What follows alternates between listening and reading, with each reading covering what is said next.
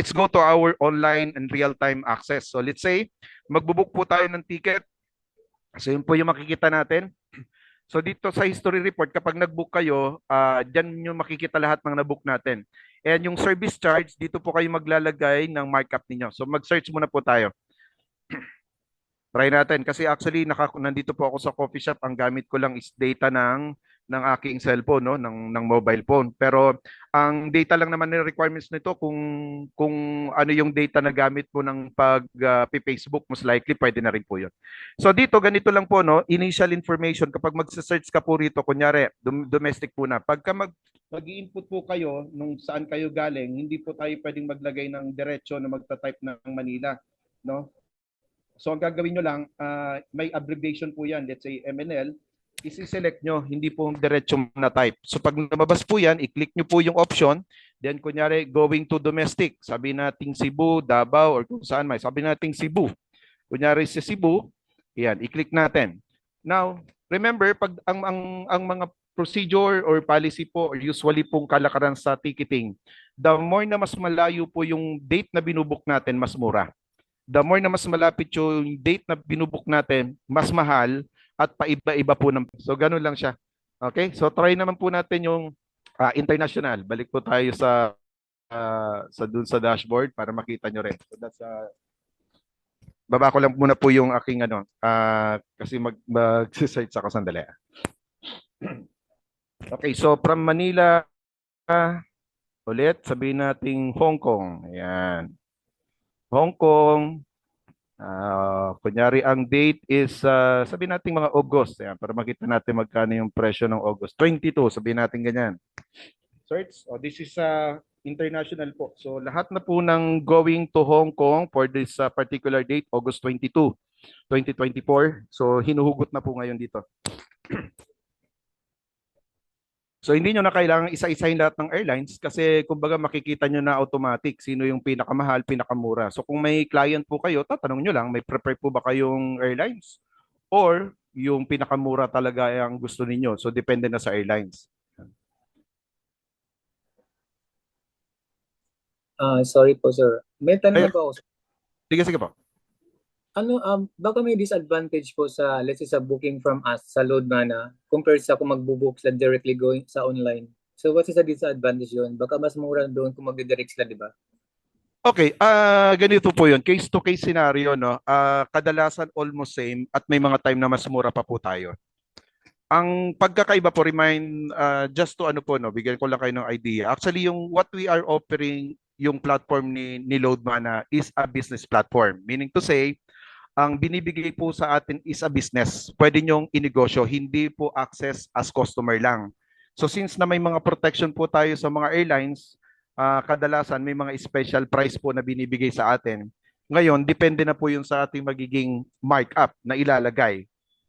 Okay, kaya lang ang nangyayari po diyan based on our experience, no? More than 10 years na po ako sa ganitong business actually. Even po yung may mga credit card kasi sino po ba ang nakakapag-book online? Yung may mga credit card lang. No, even yung may mga credit card na tao minsan hindi siya direktang nagbo-book sa airlines eh. Dumadaan pa rin sila sa mga agency para kasi yung iba tinatamad na eh. So usually yung mga customer or client na dumadaan sa travel agency given na po yun na merong markup talaga eh. So pero kumbaga ang nangyayari doon napakalaki pa rin ng market. And with regard sa pricing, hindi po naman tayo nagkakalayo. It's either same or mas mababa po tayo. So yun po yung lumabas na presyo. So this time going to Hong Kong August 22. Ayan. So may mga iba-ibang oras na po kasi ito. Kaya makikita nyo, ang pinakamura kay Sebpac going to Hong Kong 3-4. Okay? Ito yung ibang airlines, Xiamen, Scoot, Cathay, Philippines.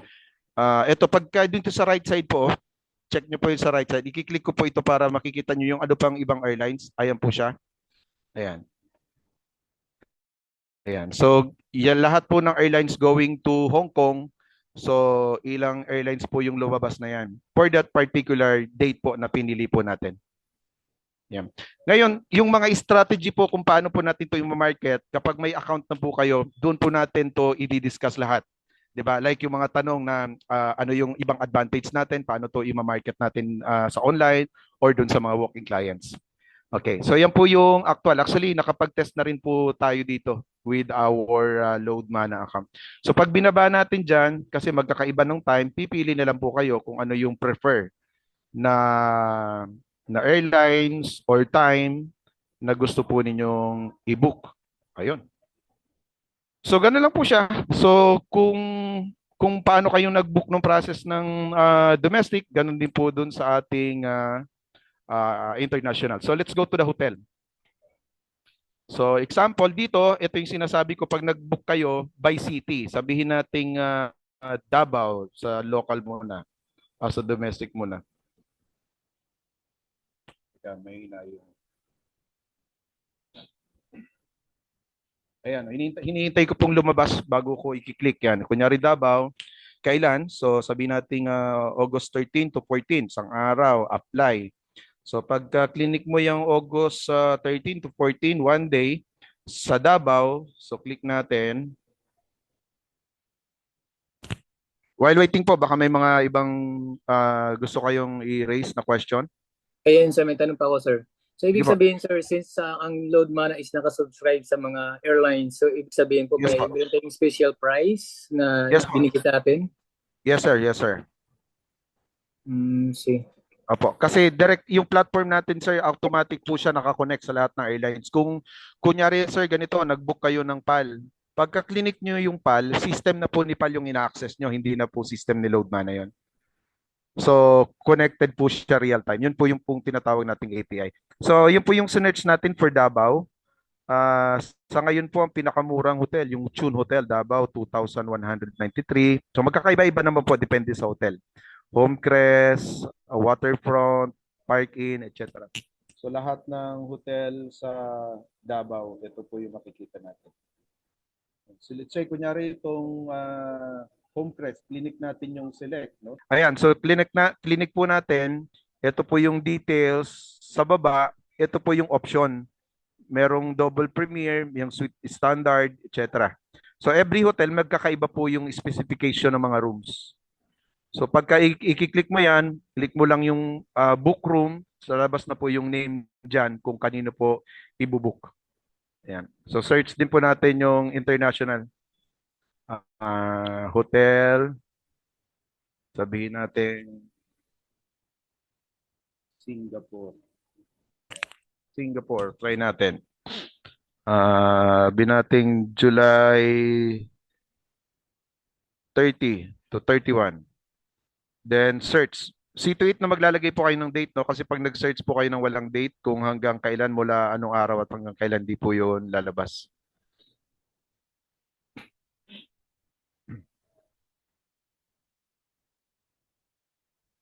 Kung medyo mabilis-bilis po yung internet, syempre mas mabilis-bilis din po yung process ng pag-pop up ng ating ano. Kasi remember, naka-real time po connect and considering we have 360,000 hotels po ito globally. Question po. Yes, ma'am. Yes, since we're travel and booking po, no? So how long po yung holding time ng presyo? Wala pong holding time po ito, ma'am. This is a book and buy platform. Once na binili po natin, considered as nakabook na po yun. So ibig sabihin po pag once na forward namin sa guest or sa customer, yun na yun. So wala na pong Yung po yung kailangan close na agad. Yes po. Kaya ang said earlier, sabi ko kung may magtatanong, ang sasabihin nyo, since na yung time na yun na in-inquire niya, yun yung presyo. But maybe after an hour, a day, by tomorrow, possible po siya na mag-iba yung presyo. Okay. What about po yung mga senior citizen, PWD discount sa domestic? Applicable po ba? Sa ngayon po, ongoing po yung para po sa ano po, sa senior citizen booking. So as of now, wala pa. So hindi Yes po. pa. Okay. Okay po. Thank you. Thank you po. Welcome. Tayo natin na medyo bagal-bagal. Sige po, more question habang Sir, naantay natin. may tanong po ako, sir. So the same Yes. process po ba yung let's say kung may clients na mag-cancel ng booking nila, ano po yung Ano pong magagawa natin doon kasi tayo Alright. po ang bubuk. Okay, ganito yun sir, no? Usually, even direct booking sa mga airlines, kapag ka nag-book ka, at ang nag-cancel ka for personal reason, usually, wala na yun eh. So, not unless na i-consider nung mga, yung nag-change schedule ka, depende sa airlines. Magkakaiba po ang policy ng airlines. But since na-book in ba yung platform natin, kung ang reason ng cancellation ng flight is kunyari may bagyo at in-announce mismo ng airlines na hindi walang flight, so pwedeng i-rebook yun.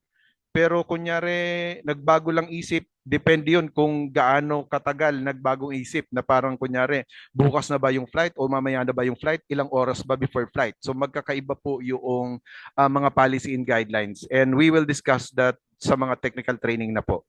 Kasi magkakaiba yung policy na depende sa airlines. Okay po sir, thank you. All right. Sige po, more question. Medyo Yes, mabagal-bagal question yung po net ulit. natin. Yes, ma'am. Yes, yung pong mga mileage, so hindi rin po counted kung sa atin sila mag-book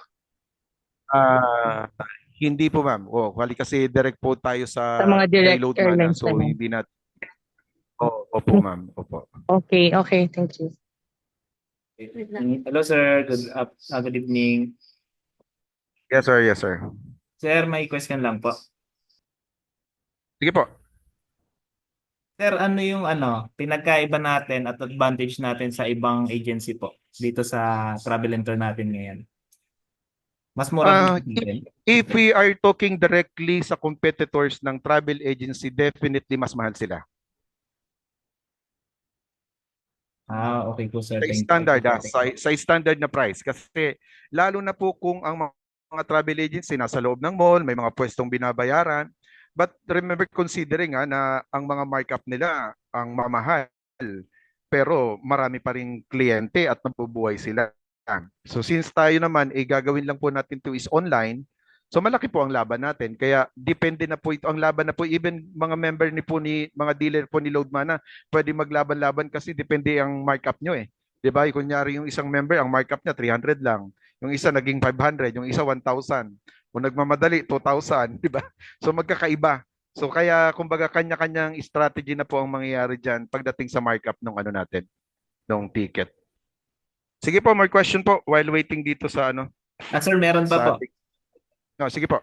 Ano po yung mga initial requirements na need natin i-submit if ever po tayo ng travel and tour? Mag-upgrade Yun po. ang good question sir, no? Kasi since na online po tayo, as long as na wala ka naman pong itinayong pwesto na visible, no? Kasi ang nire-required lang naman ng mga local government, nagtayo ka mismo ng pwesto na parang may office ka na, may business name ka na nilagay. So that will require your local government requirements like yung barangay, DTI, etc. But as long as na ginagawa nyo po ito online, just the same nung ating mga existing na subscribers, wala pong masyadong requirement kasi wala namang magko-control sa iyo na mag-book ng ticket online eh. 'Di ba? So kahit na kumbaga since na nasa bahay ka lang, nasa office ka, wala. Kumbaga initially ang kailangan mo lang mag-subscribe ka nung 5,000, may 3,000 na pondo ka na, pwede mo na pumagamit yung dashboard natin. Then later on, ang in addition kung medyo lumalakas na, yung iba po na ginagawa, nag-a-apply ng DTI at saka nung kanilang BIR for the taxation. But actually, ang subject for taxation lang naman dyan sa mga services na katulad nito, kung magkano yung minarkup mo, yun yung subject for taxation. Kasi ang nagtatax na nun, di ba? Actually, may tax na yun eh. Pagka binook mo, makikita mo may inclusion na nung tax kung anong airlines kasama na siya. So sir, yung pag-provide po ng OR na sa amin na yung nag-ask ng receipt yung client? Yes po. Later on, kung actually kasi, may mga nanghihingi lang naman ng mga OR kapag yung company or kailangan i-reimburse sa office, pero yung mga common tao na nagbo-book ticket lang ang pinapakita, okay na yon. Pero kung sakali man na may mga clients po kayo na like mga government or nag-require na ng OR, that is your own responsibility na po na mag-comply ng inyong sariling BIR. Madali lang naman po yun actually. Kasi apply ka lang ng DTI name mo, tapos BIR. So kung sino yung manghihingi ng OR, yun lang po yung bibigyan natin. Ganun lang po siya. Okay. Kaya kung may mga existing na store po kayo, tarpaulin lang katapat niya, lagyan nyo lang po ng tarpaulin yung mga store nyo, pwede nyo nang simulan yung business.